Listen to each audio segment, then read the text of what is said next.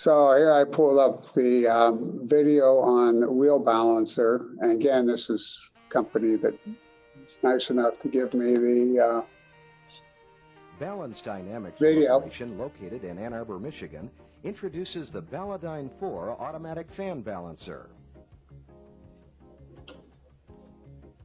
This in-process balancing system for industrial fans continuously monitors and automatically corrects unbalance during fan operation. The Balladyne 4 automatic fan balancer consists of a shaft-mounted balancer ring, a microprocessor controller, and a no-contact rotary transformer power supply. As illustrated in our test facility, the balancer ring is permanently mounted on the spindle. An out-of-balance condition is automatically corrected by moving liquid inside the balancer ring while the spindle is rotating. Power is transmitted to the balancer ring by means of the rotary transformer. The rotary transformer consists of a primary coil and a secondary coil. The primary coil is mounted on a stationary bracket. The secondary coil rotates with the spindle and is part of the balancer ring. Note the air gap between these two coils. Because there is no contact between the primary and secondary coils of the rotary transformer, there is no wear due to moving parts. The microprocessor controller continuously monitors vibration. When vibration exceeds a preset level, the controller transmits electrical power and computer data across the air gap of the rotary transformer to the balancer ring. The balancer ring includes 4 chambers. Each chamber is partially filled with high-density fluid. A transfer tube connects opposite chambers. The chamber located at the point of unbalance is heated. Upon being heated, the high-density fluid in the hot chamber transfers as a vapor to the opposite cooler chamber, where it condenses back into a fluid. This process continues until a state of balance is achieved.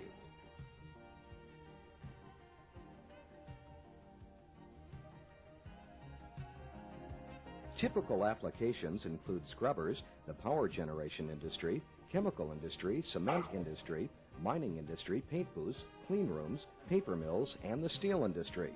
For example, this picture shows the rotor and balancer assembly being installed on an exhaust fan that draws air from a 240-ton steel refining vessel at Geneva Steel.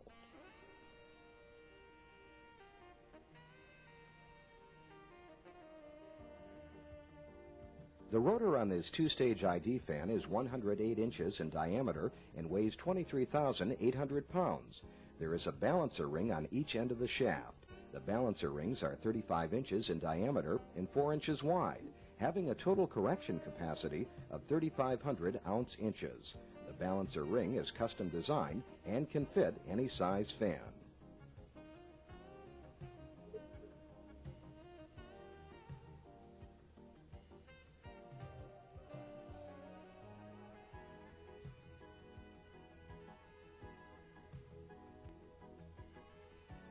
The information on the display of the controller shows the level of vibration, the angle at which the unbalance is located, the RPM of the spindle, and the operating status of the balancer.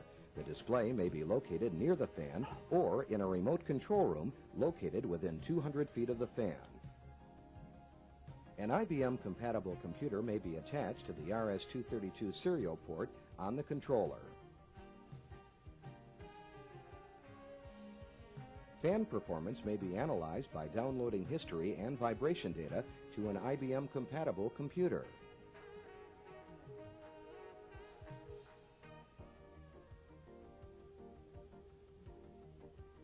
The computer's graphic display, reading from left to right, shows the spindle RPM, the angle at which the unbalance is located, and the level of vibration, shown in mils. Note the level of vibration is presently at 0.05 mils. To demonstrate a balance sequence, the test spindle is stopped and a weight is added.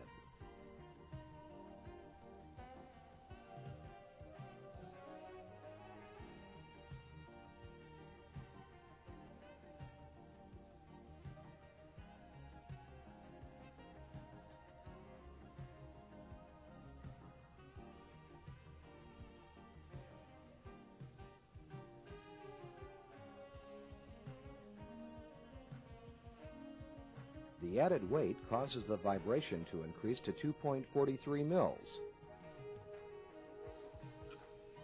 As demonstrated with a glass of water attached to our test stand. Adjustable high and low trip points automatically activate and shut off the balancer as required.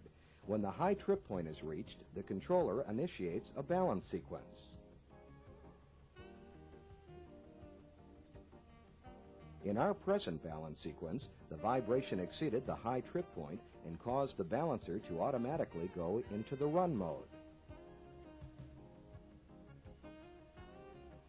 The vibration transducer, normally located at the inside bearing, continues to measure the level of vibration and communicates this information to the controller. As you can see from the display, the level of vibration has decreased from the initial 2.43 mils to 1.74 mils. In our current balance sequence, the low trip point has been reached and the balancer will presently stabilize at 0.09 mil, or 9/100ths of a mil. The balance sequence is stopped and the controller returns to the monitoring mode.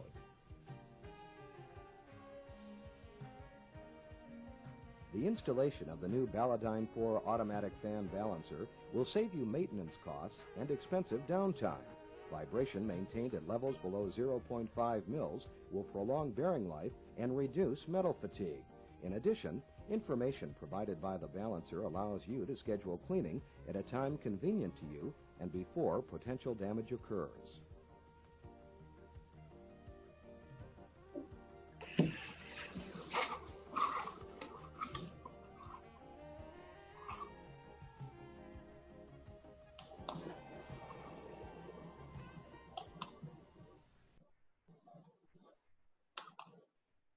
Okay, so that's wheel balancer minimizes vibration.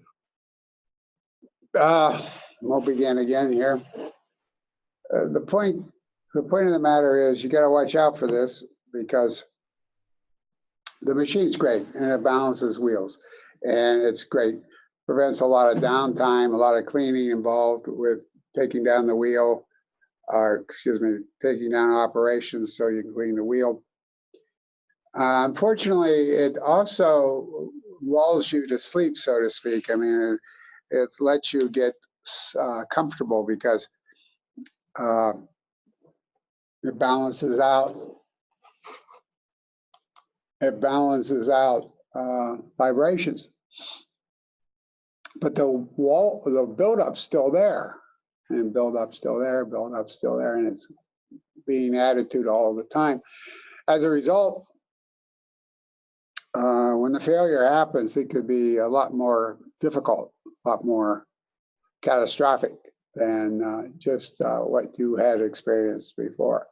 So this wheel balance are an excellent piece of equipment, but you got to recognize that you periodically need to clean your rotating equipment, make sure there's no buildup. Okay, overview. Again, this pretty much mimics what we saw with nozzles, right? Pretty much the same comments made as nozzles. Okay. Ambient conditions, effects, complex, numerous subtles, can't look these things up, testing, conflicting effects, chamber effects, aspiration effects. Varied widely, okay, wall buildup, temperature very important, affected by wall insulation. Again, we've mentioned similar blurbs in here. Okay, this makes some more comments about drop sizes here. Okay, let me pull this thing down. Drop sizes, okay, again, what's the performance indexes, objectives, and whatnot. Mean drop size distributions. This is sort of like a repeat of what we said earlier. Of course, we have all kinds of diameters floating around there, right? So you got to make sure you know what type of diameter you have. The application of mass transfer is interested in the solder mean diameter. Okay. So about the literature, the same thing sort of applies to what we said about nozzles earlier. I'm sorry if, okay.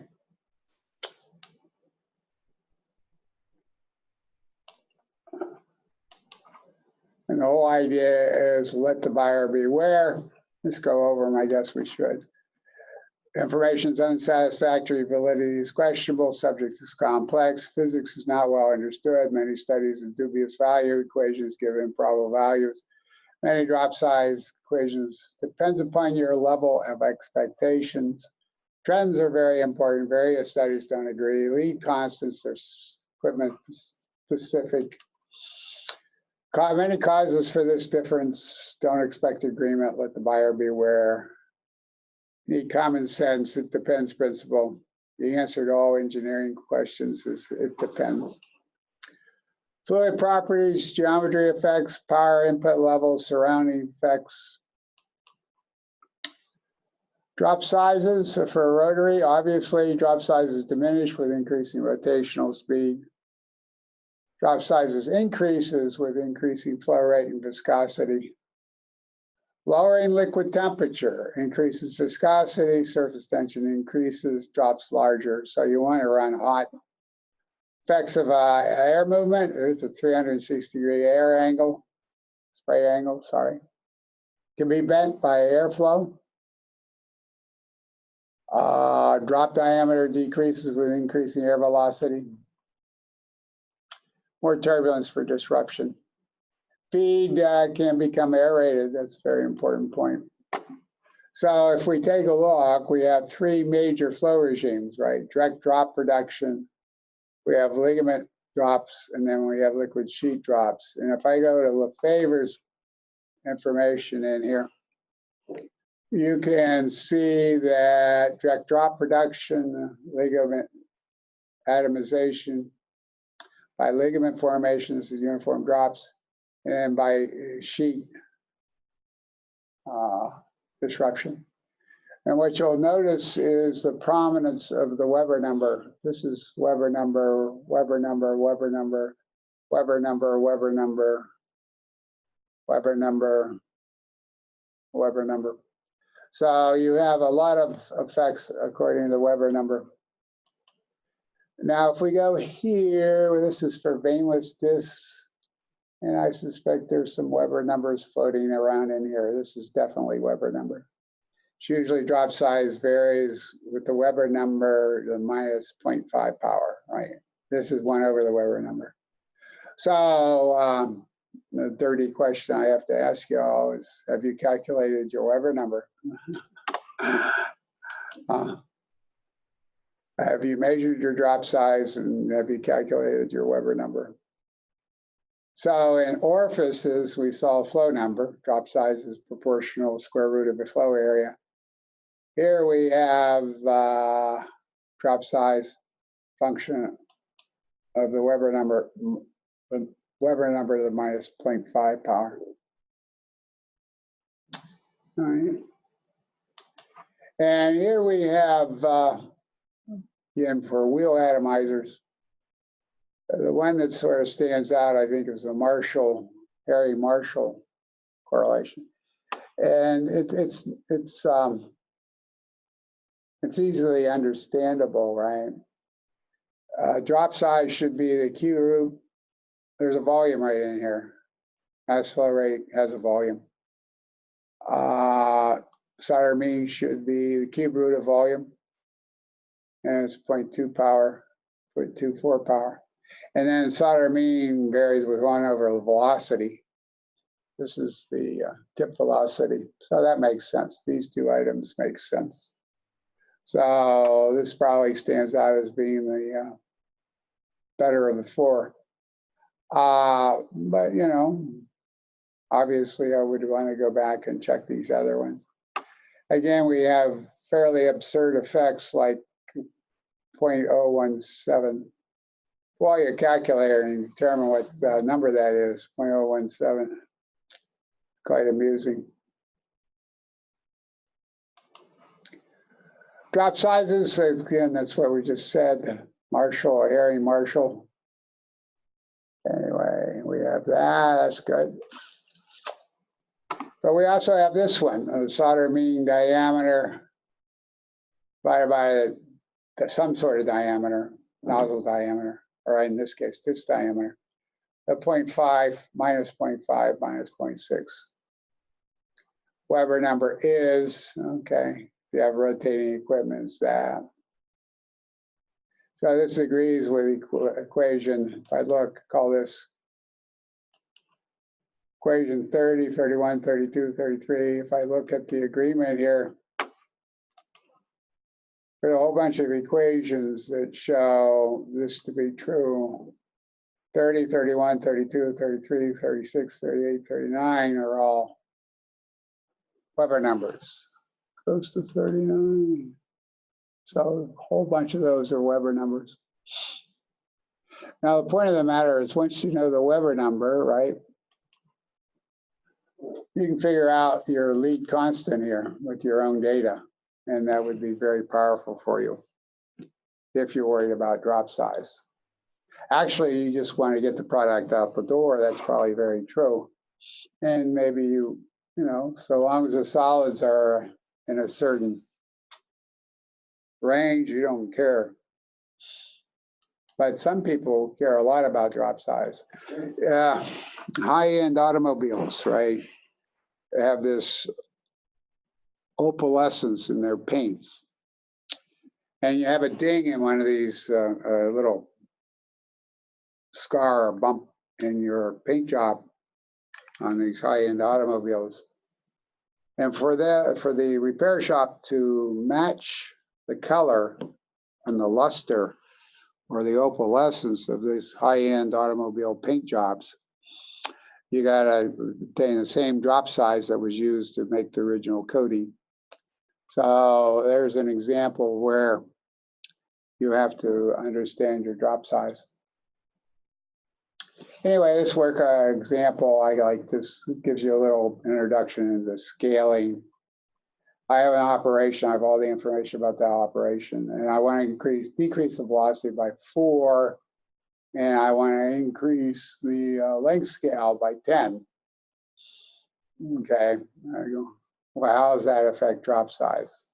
So I have the Weber number, and basically the diameter is going to go up by 10, and the velocity is going to go down by 1/4. So I put in 1, 1, right? We'll do a ratio. Hopefully the lead constant drops out.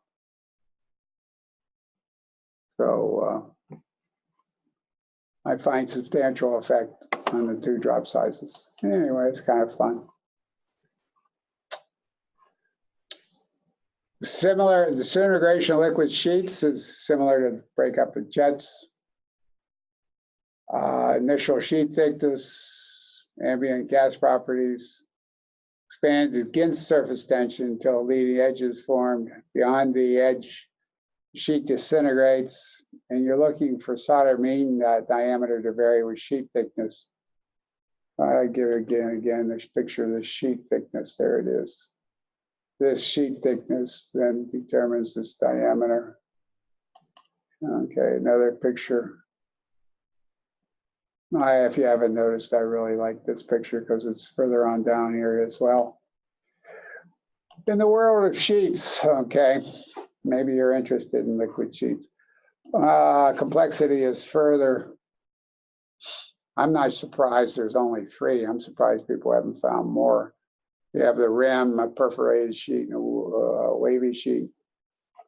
And this is a carryover. You got the 3 discussions. Which one gives you perforated sheet, constant drop size, wave, much more varied drop sizes. Exhibits all 3 mechanisms, then high variations in drop size. Rotary atomizers, similar to cups. I guess, excuse me, rotary atomizers are cups. Sorry. Liquids provided to the center, centrifugal forces hit right? All kinds of different mechanisms, different flow rates, rotational speeds. Low flow rates, you have direct drop production. There you go. Again, getting back here. You have 3 modes: big drops, uniform drops, and sheets. Anyway, critical flow rates for each mechanism, guidelines only, right? So if I'm looking at direct drop production, flow rate below this, if I'm looking for a ligament formation, this is an equal sign. This is less than, and this is sheet or film formation. This is greater than. I'm not sure what, anyway, you throw these in, do some calculations, see what happens, which way. Again, the units tend to cancel.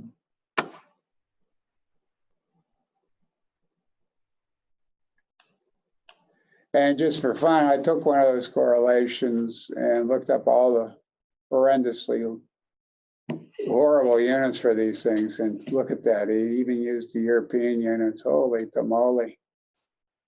What flow rates ligament occurs for a 10-inch wheel rotating at 14,000 RPM for water. Going through for water at 14,000 RPM. I get 27 cubic centimeters per second, 27. Now, it doesn't tell me the drop size, right? No mention of drop size. This has no drop size. At 1,000 RPM, I went from 14,000 to 1,000. What happens is I'll get an increase in flow. And obviously, I have a substantially larger drop size at this flow rate, right? Getting back to this ligaments again, you have information about forming. Here's direct drop production. Here's direct drop production with ligaments. Here's ligaments, and here's sheets.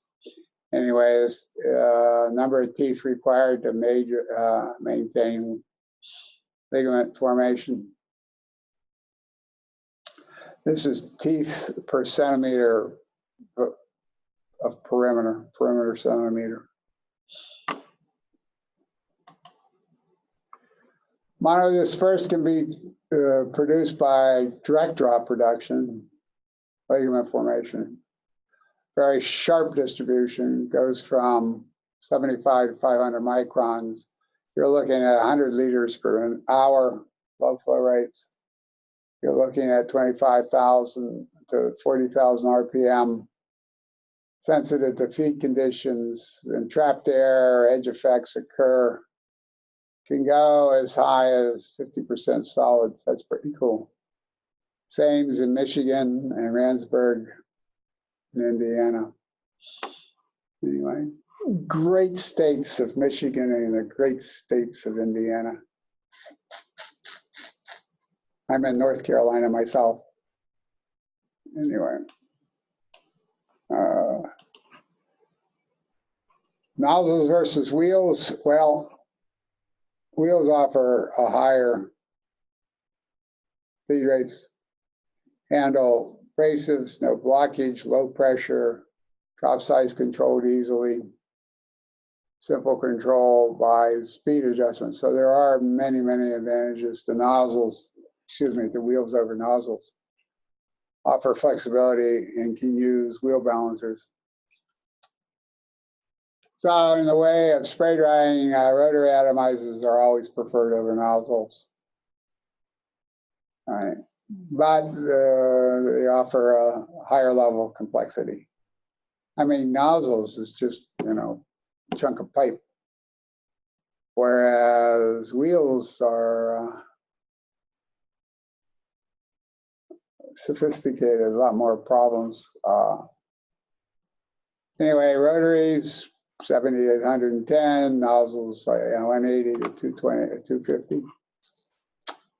Two fluids. I was giving this course in Europe, and the chap wanted to know about two fluid atomizers, and he said that was the latest trend in atomization. I just said, okay, it's the latest trend. What can I say?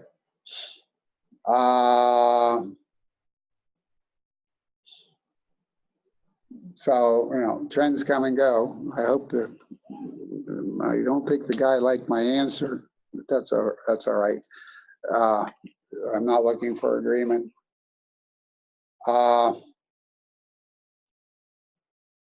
Anyway, it was an interesting experience. He was apparently very disappointed in my answer. Anyway, two fluids. Oh yeah, you can use it quite readily.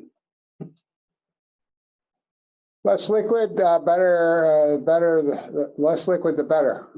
Very important point. You often are atomizing in dryers, and basically you want to go to the thickest feed you can go to.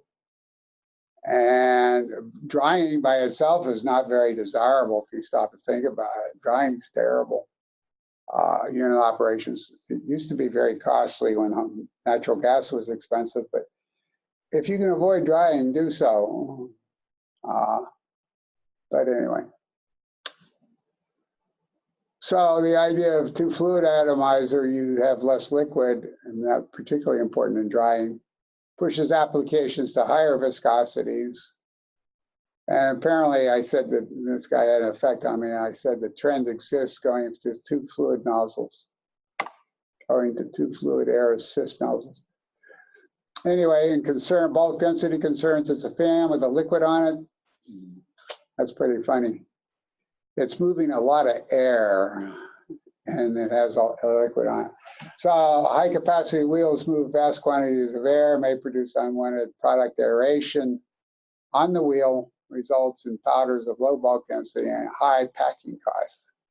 Bulk density means high packing costs. Unwanted air can be reduced. If you use a curving wheels, will produce higher bulk densities. Reduced area makes more fluid and less aeration and discharge. Bushings. Now, what I mean by bushings, you fill this in with a bushing, right? Reduced flow area makes more liquid, less aeration. Use bushings and holes. All right. You always want to use a single atomizer if you can get away with it.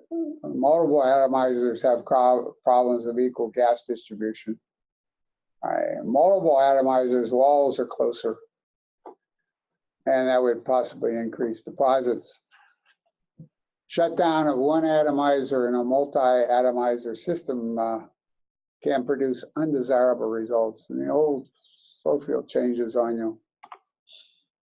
Atomization overloading, atomizer overloading occurs when one atomizer fails. Could be. The idea with wheel atomizers is to have the maximum pumpable solids concentration. Well, I would imagine that the pump is low RPM in comparison to these wheels.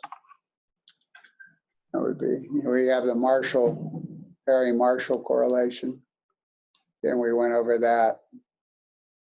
Now with very high vein liquid loadings, the exponent on feed drops down to 0.12, sorry.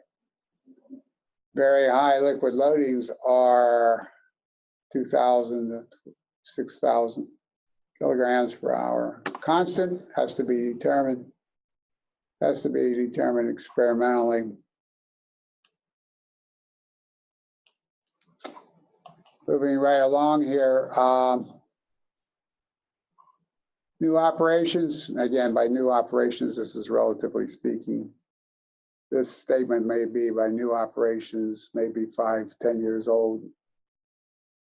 And this right now, the date today is basically February 7th, 2020. So that sort of gives you a date about where what new operations might be. New operations are operations before the 2020. Anyway, you can go 150 tons an hour at low speed. can go to 2,200 RPM at 5 tons an hour. Planetary gear has been developed. Abrasion resistance has been perfected.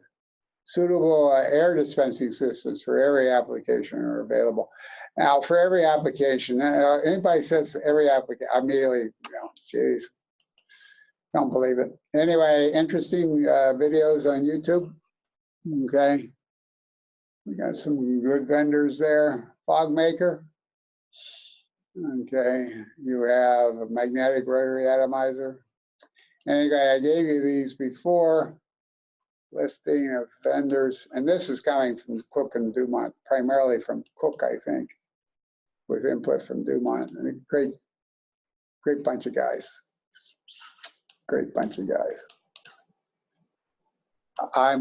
They were older than me by, say, 10 years. I'm glad they let me in there. Let me in. Okay, let's go on to understand the various aspects of two-fluid atomization, right?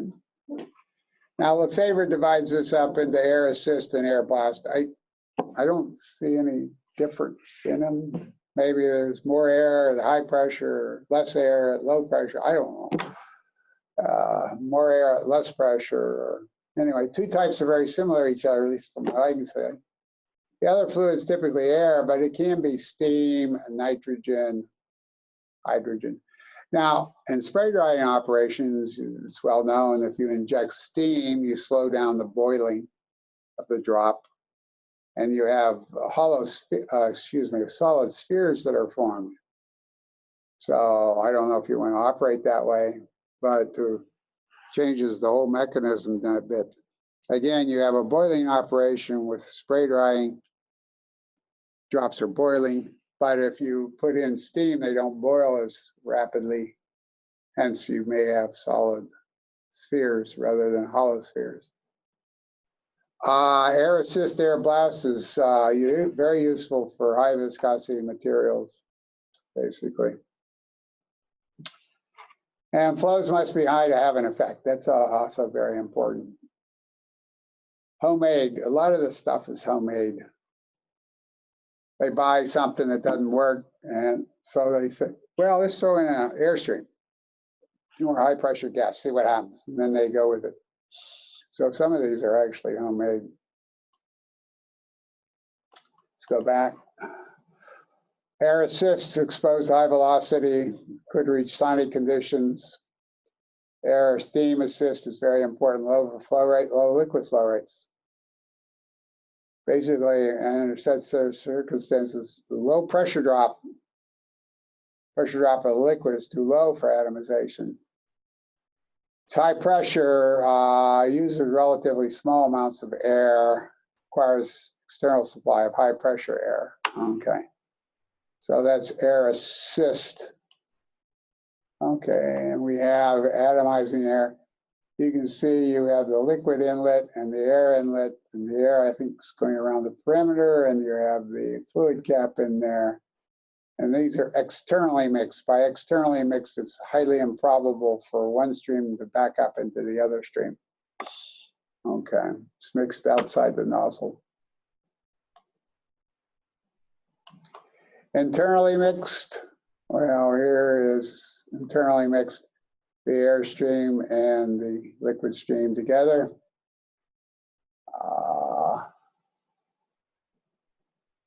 Now here, if that nozzle became clogged or something bad happened to that nozzle, then one stream will go back up into the other stream.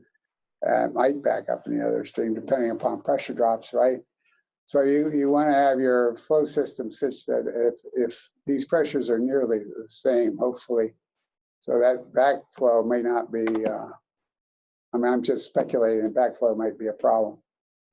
So if I go in here and I look at this fantastic company, Spray Systems, again, there's lots of spray companies out there.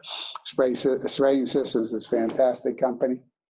I don't know if there's any significant rivalry going on or what the histories are, but I've found that pretty much everybody I talk to turn out to be, appears to be normal people. There's some people out there I've talked to that do not normally appear normal. I mean, they're not normal. So I was talking to one company. I asked, could you send me a videotape on your equipment? And they said, why should we do that? And I said, well, I'll talk about your equipment during one of my courses. And they said, this is what they said. They didn't want to send me any video because they didn't control how I would present it. So I try to present everybody on a fair basis here, you know. So thought that was very odd that they wouldn't give me a video. And at the same time, they said that they didn't have any control over the how it was shown. You know, what can I say? I then learned later, 20 years ago, though, I mean, 20 years later after that, the company had financial problems. So I don't know. Thought it was one of the few times I ever got turned down requests for videos or requests for information. Anyway, getting back to this, two fluid nozzles. You have liquid flow rate and gas flow rate. And you got to watch out for the units. Standard cubic feet per minute and then gallons per hour. See that hour and that minute? Then I have PSI again. So the important thing in the calculation of two fluid nozzles is the calculation of air to liquid ratio or gas to liquid ratio.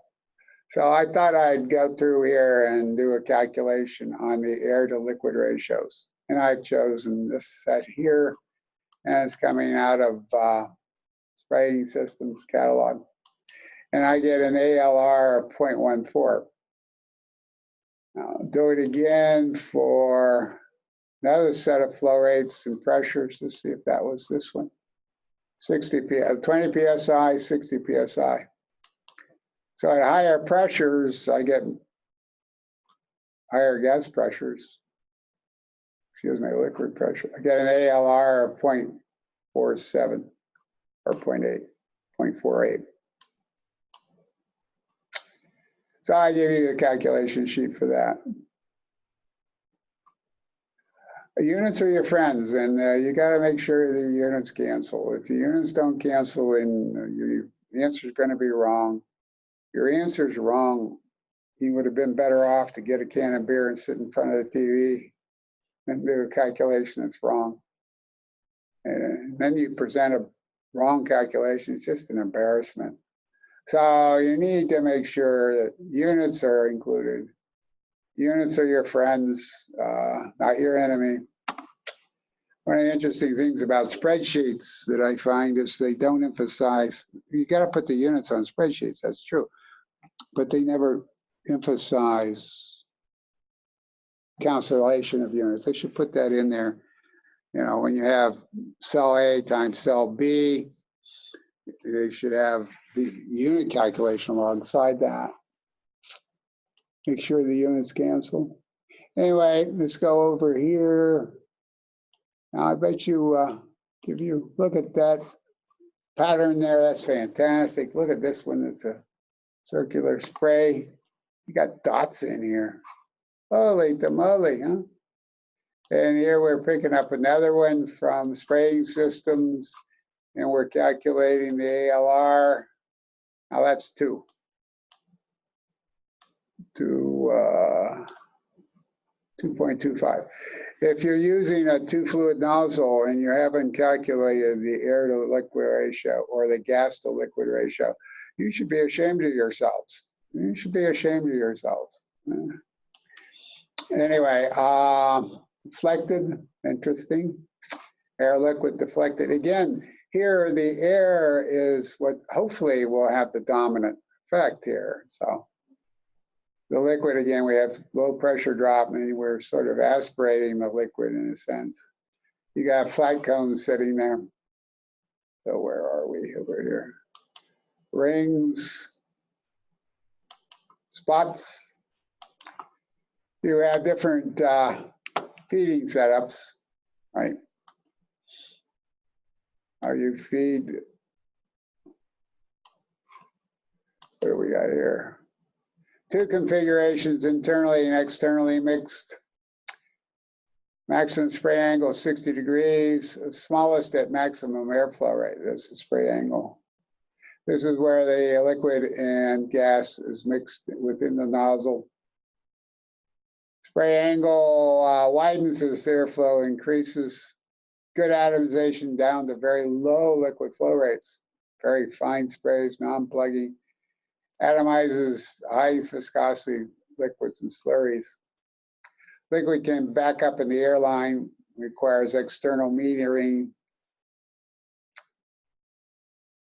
60-degree cone angle, up to 60-degree. Furnaces and gas turbines. So here's some internally mixed and externally mixed. And we have our statement externally mixed. Gas impinges on the liquid at or outside the orifice. No back pressure effects. No gas liquid equalization problems in the orifice. Less efficient than internally mixed, uses more energy. I don't know, what did we say the energy would be? Pressure drop times mass flow rate, volumetric flow rate. That's for liquids. Now for gases, you got to worry about that density times. It's the same equation, but you got to make sure. A good atomization, fine sprays, non-plugging, high viscosity slurries. Disadvantage external source of airstream, not permit high liquid ratios. Less efficient air utilization. Wheels can be blasted by air gas stream too. Two modes of operation. One, the pressure is constant, liquid flow rates controlled by pressure. The pressure ratio is the other way of controlling it. Typical throughputs, you're looking at maybe 2 kilograms per second of heavily resid fuel oil with steam as the atomizing fluid. Steam as the atomizing fluid lowers viscosity, but compressed air will produce much finer sprays. Effects are not necessarily understood. Now, air blast, I guess the word blast means large amounts of air. You're looking at velocities, large amounts of air at low velocities, less than 100 meters a second, readily available, needed to achieve good atomization. Good for continuous operations, large variety of design configurations are available. Requires a low pressure pump, produces finer sprays and pressure atomizers. Pre-filming, very important. Pre-filming is just what the word says. It makes a film before atomization. Film formed first and then subject to atomization or atomizing action of the air, resulting in a very thin conical sheet with high viscosity air on both sides. Good atomization, wide spray angle. For atomization of low air density, low air velocities.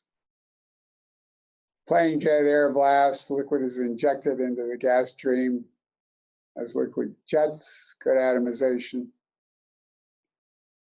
Simple, cheap, narrow spray angle, not as good as pre-filming. Lots of applications, usually aircraft gas turbines, for example. Air blast have lower soot formations, lower exhaust smoke. Now then, I suspect you're still curious about the air to liquid ratio or the gas to liquid ratio. So let's take a look at what we have here. You've seen this graph before for the effervescent atomizer or pressure. What you have here is what's called internal mixing air blast, okay? And see what the mass flow rate of the airstream is, the liquid mass flow rate. And you have the data of solder mean. And as I always teach my students, what does this graph tell you? I mean, data should speak to you, and you should put interpretations on the data just for fun. helps you understand the situation. Now, if I look here, I immediately are looking for two types of physics. I got the physics over here, which give me one behavior, and then I get the physics over here, which gives me another behavior. And in between, I have what might be referred to as a transition regime. Now, over here, I don't want to operate because it's large drops. Don't know, these lines could go vertical. And I really don't want to be over here if I can help it, because going from 60 to 120 micron might be quite easily done. Okay, and dripping is what the flow maldistribution is likely to occur over here. Things are not uniform. Now over here, these are flat lines, right? So whatever variables on the x-axis is no longer important. So in this physics, the ALR is no longer important, so long as I'm, say, above what? It starts to transition here. So I need to be above 3, maybe 4. Over here, I need to be above 6 before the line sort of flattens out. So in this region, the ALR is above 2 for sure. In this region, I am on the verge of problems, right? And as a result, I may have dripping over here. If I go to Lefebvre with another one of his favor, he has flat lines as well. And he also has this dripping regime sitting here. See, I put names to the data. This is dripping regime. And here I see I need an ALR of 2 or 3 or 4 before I level off on size, drop size. Okay. So I have a dripping regime, and that's not great. Now this is a pre-filmer right here. What happens, where's the one I really want? Anyway, this is the fuel, comes up here, flows along here. And there's a little layer right in here, and you have this huge airstream coming by. You also have a huge airstream on the other side. Hopefully they're going at the same velocity. And now here you have what might be referred to as this is highly machined. Okay, this is expensive. This is impinging liquid through in the center of an air swirler. Now this is probably something that was homemade, perhaps. Again, down here you have a highly machined air blast nozzle as well. Parker Hannaford, and this one is Fuel Systems Textron, sorry. So you have very expensive stuff, and up here you may have homemade stuff. Again, we go through the same statements about effective atomization. We have effects of dispersed phase, accepting phase, fluid properties, not much effects. Same comments that were made earlier about surface tension. Same comments made about viscosity. So what do we have here? Now, when we go to drop size relationships, let's take a look at these. And for air atomizers, air liquid atomizers, or gas liquid atomizers, serious question. Is the air doing anything? That's a real serious question. Obviously that can be answered fairly quickly over here. Right. Is the air doing anything? Not really. These lines are going to converge to each other. So over here we have very low air flow rate or gas flow rate. So over here, air ain't doing nothing. Here, air apparently is causing the data to level off, and you can see that the flow velocity becomes very important. And I think this is the velocity of the air, if I'm not mistaken, the subscript A. Okay, it's air assist. So over here, there's substantial impacts on air velocity. Low air velocity, I'm up here. At very high air velocities, I'm down here. So air is having a significant effect on drop size if you're definitely interested in 80 to 40 microns, right? Over here, air is not doing nothing. Over here, air is doing a lot. The air to liquid ratio doesn't matter. It looks like the air is dominating the physics. Okay, and that's what you're looking for, air dominating the physics. So we answered that question, is the air doing anything or is the gas doing anything? Air assist, less air, high pressure, air blast, more air, low pressure. So there you go. Great similarity, confusion exists with regards to what, anyway. There are situations where atomizers will behave as a single fluid nozzle, period. The air doesn't matter, it becomes an orifice, a pressure nozzle, right? Air has no influence. Air atomizer mode, atomization is improved by increasing the atomization velocity. We saw that in the previous data. That was the big one. And of course, our ALR had to be about 2 or 3. Air assist atomizers, very high air velocities cause atomization. So anyway, it requires external supply of high pressure air. Assumes that the liquid has little or no energy.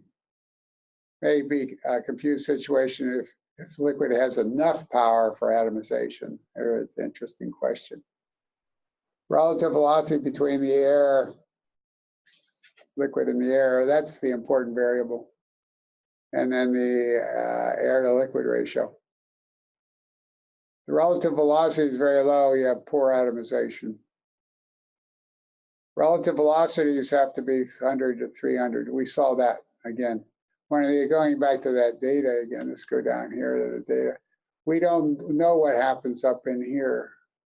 We don't know what happens below 100 meters a second, right? 50 meters a second, what does it look like? We don't have that information. Maybe you could determine that information. Anyway.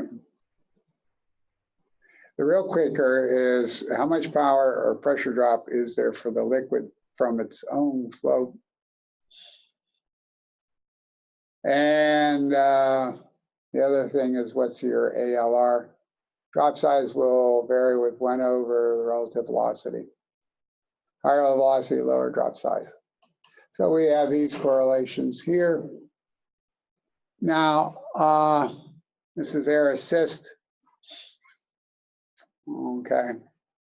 So again, if I was to pick one, I wouldn't know which ones to pick. Here's the OSOG number. I'll mention it. It's viscosity squared, density, some sort of length, typically sheet thickness, and surface tension. OSOG number. There's really good videos on the OSOG number on drop breakup. You should on YouTube. I watched them about a year ago. I was thoroughly impressed with that sort of stuff. That was fantastic. This stuff with, I'm not quite sure if it was calculated or if it was experimental. But at the present time, I think it was calculated. Well, maybe, I'm not sure. Reynolds number, our good friend Reynolds number. Oh, by the way, since you're going to be calculating Weber number, you might as well go ahead and calculate your Reynolds number. You might as well go calculate your OSOG number, and then you might as well go calculate your liquid flow rate and your mass airflow rate. You get all the data you need. Height of air, annulus in meters. It's interesting that they have this H in here. Go to the original reference. I highly recommend going to the original reference. Highly recommend. In fact, if I was wanting to know how, I'd call the guy up. Ask him how he's been, talk about the wife and kids, and then ask him about this correlation that he developed in his comments on it. Now, these people are, they walk and talk and they eat, and they're human beings. They're not something to be avoided. They're actually something to be talked to. And I'm always amused. Occasionally, only occasionally, do I get a phone call. They're expecting a bill from me for $1,000. Now, that ain't going to happen. I'm more interested in knowing what your situations are. And I'm more interested in knowing where your OSOG number is, your Reynolds number is, and your Weber number. Anyway, moving right along. So I don't have a clue which ones these are correct. And again, collect the original manuscript. Online, that becomes a lot easier because there's not much paper anymore. And you know, an email to one of these guys, they might, or gals, we forgot to include the ladies. These could be guys and gals. Anyway. ALR has to be above 1. That's okay. Below 1, drop size rises rapidly. Difference due to energy, air energy levels relative to liquid energy levels. 2 regimes, ALR less than 1, greater than 1. So if we have air-liquid ratio 1 over, excuse me, when we have a large air-to-liquid ratio, 1 over ALR disappears, right? When this thing is large, it's 1 over. So everything reduces down to air or the gas stream controlling. Right, let's see what this looks like. So if we go up here, this thing's 0, or going to be a small number. If air is the big one, then this ratio is going to be small. If I look to this, air is going to be controlling here, airflow rate. So this becomes almost 0, maybe. They'll give you a trick on the OSOG number. It has viscosity squared in it. You hardly ever see that. And then the other kicker is it has density and surface tension in it. You never hardly see that.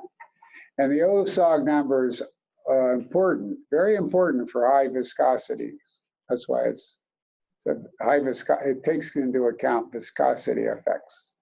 On drop breakage, you have surface tension effects, which is included in the Weber number.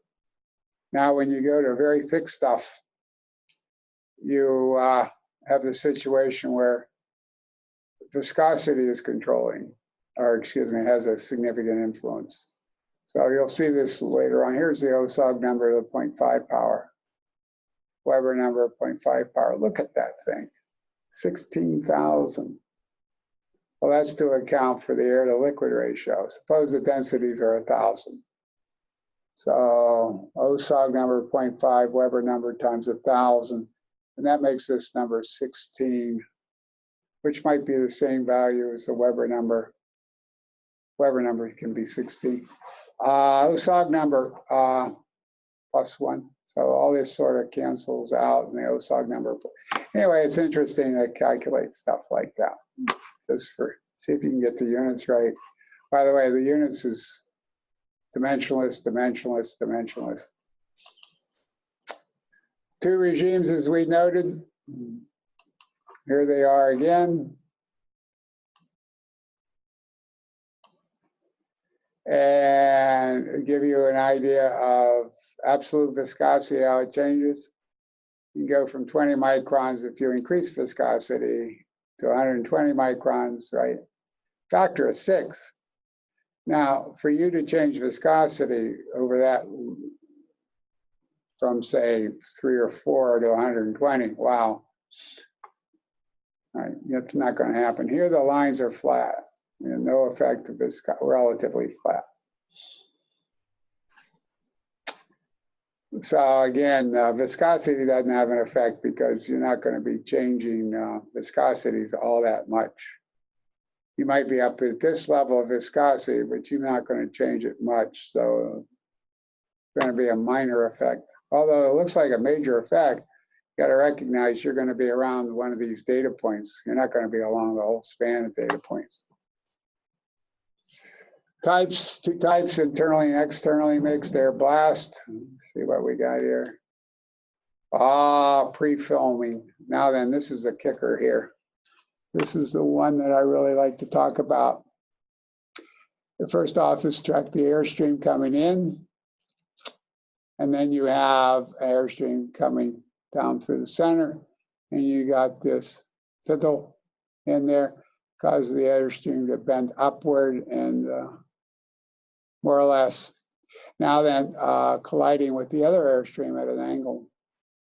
So you have a liquid coming in, filling this weir height in here. There's a weir height.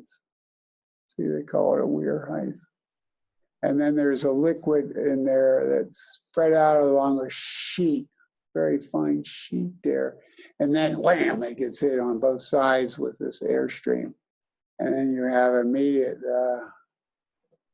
drop size. Now that's an impressive design there. I'm not saying Parker Hannaford was a bad design. I'm just saying this. I like the fact that it's a weir height. Guess what?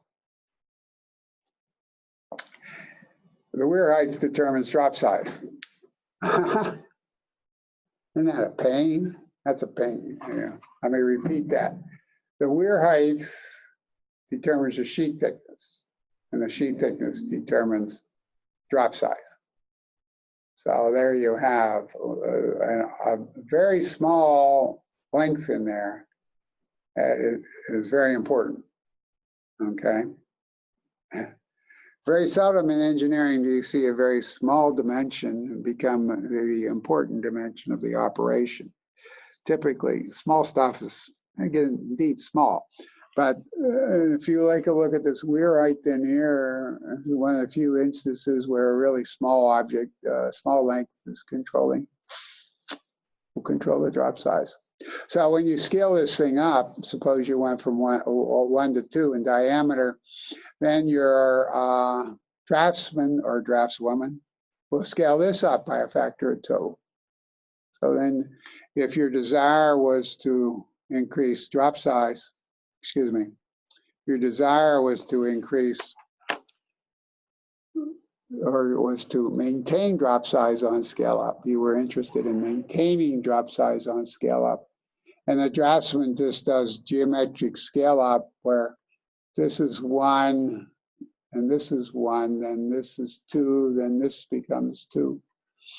So then your drop size changes on scale up, and that'd be tough. That's a little tough there. A little tricky there for the old people try to figure out what went wrong. See what else do we have?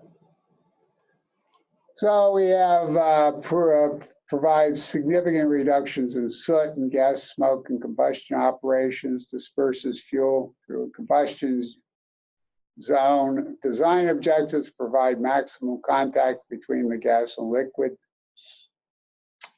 Contact liquid film on both sides, keeps drops airborne.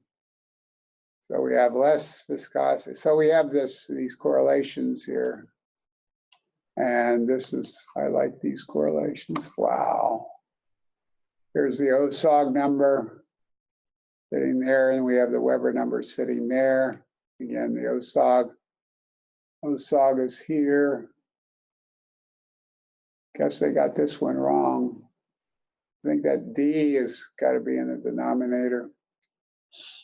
There's got to be a D in here. Maybe they took the D out and put it somewhere else.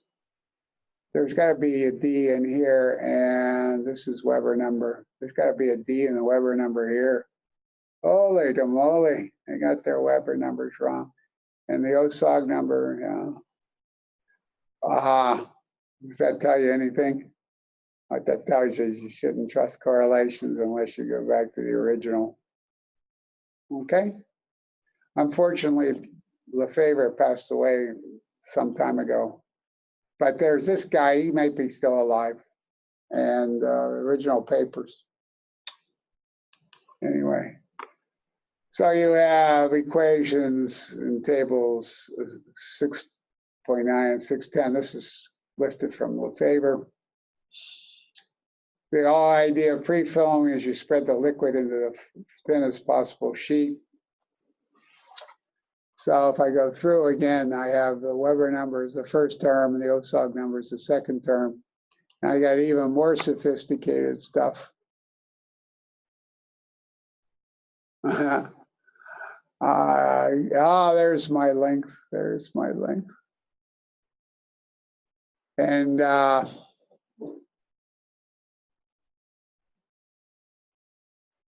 anyway, if I take that length, put it over here and square it, I would have took that length and put it over here and squared it, then I would have the viscosity. I would have that one that I was beating up on. I was beating up on this one here because it was missing a length, right? Anyway, I'd certainly be careful with the units.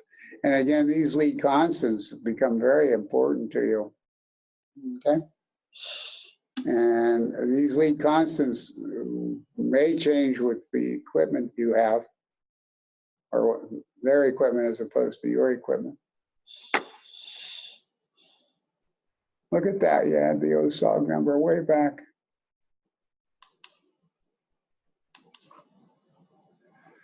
Okay, so if I take a look, high viscosity second term becomes important. Solder means less sensitive to air density, air velocity, air density. Term accounts for viscous resistance of drop to breakage. Okay, the ultimate biggie is right here. And this is the sort of like the ultimate. We're taking into account surface tension with the Weber number. We're taking into account the viscosity effects, higher viscosity, say above 1,000 centipoise, maybe above 100 centipoise, right? And then we take into account whether, well, if we take a look at the ALR, if the ALR is large, this term disappears. So then we have a correlation for this and this here. We have a correlation. If we go back, that's what this correlation looks like. Weber number and the OSOG number sitting there. It's what happens when the ALR disappears. 1/10, for example, that number becomes small. Summary, you have air blast, air assist. Well, let's talk about air blast. Solder mean increases weekly with surface tension viscosity. We have solder mean varying 1 over the air density. Solder mean increases as the ALR decreases. I'm not sure it's necessarily represented by this, right?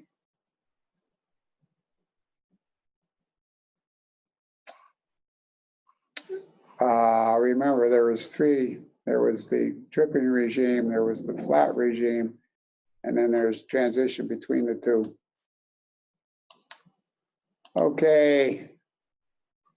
No effect to liquid density, no effect to jet diameter for low viscosity liquids. Atomization becomes poor. Large jets for large viscous liquids. Solder mean varies with sheet thickness or atomizer scale. Make pre-filmer diameter lip as large as possible, right? Lip diameter as large as possible. And then you got to watch out for that weir height in there. Increasing the diameter reduces sheet thickness. Again, this is the same as this one. Maximize air-liquid contacting in pre-filmer best. Pre-film is obviously a machined atomizer. You know, highly sophisticated. And then plain jet is something that your shop people might put together. No offense to shop people, I'm just saying that money, you get what you pay for. Many effects are similar and have been said before. Notice there's no real discussion of Reynolds number and Mach number in here, right? If I go back to this, there is no Reynolds number, no Mach number. So I'm not quite sure what happens when we start throwing in supersonic air or supersonic gas. I guess the ramjet people would know more about that. Okay, what do we have here? We have fogging. Oh, I love fogging. It's out there, humidification.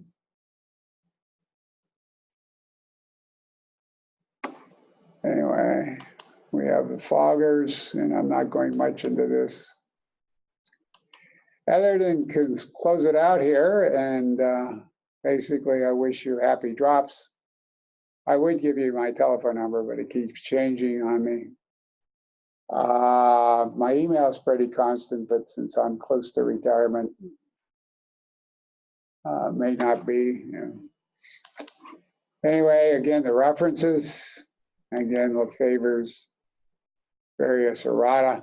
I guarantee you that this may only just be the beginning of the literal. When you have that many equations sitting in a textbook,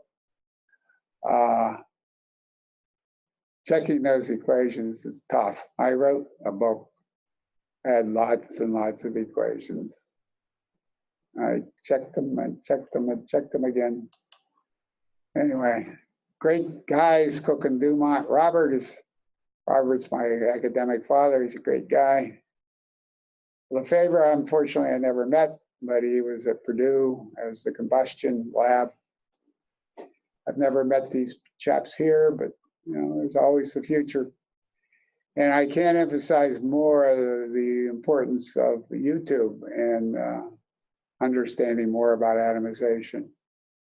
Anyway, I hope this helps, and we'll close it out here. And with the comment of happy drops to you. Take care. Thank you.